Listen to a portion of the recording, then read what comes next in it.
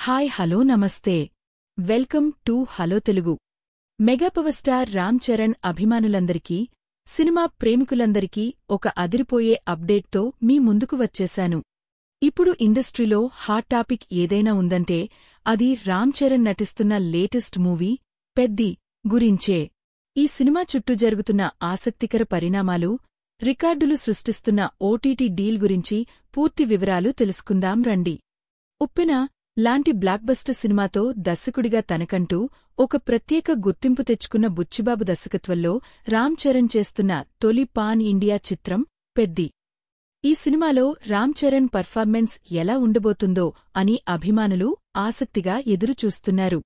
జాహ్నవీ కపూర్ హీరోయిన్గా నటిస్తుండగా, ప్రముఖ సంగీత దర్శకుడు ఏఆర్ రెహమాన్ ఈ చిత్రానికి సంగీతం అందిస్తున్నారు.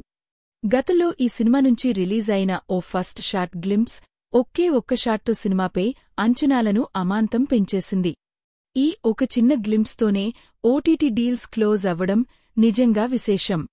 భారీ బడ్జెట్తో తెరకెక్కుతున్న పెద్ది చిత్రం ఓటీటీ రైట్స్ కోసం రెండు భారీ ఓటీటీ సంస్థలు తీవ్రంగా పోటీపడగా, చివరకు నెట్ఫ్లిక్స్ భారీ ధరకు సొంతం చేసుకుంది.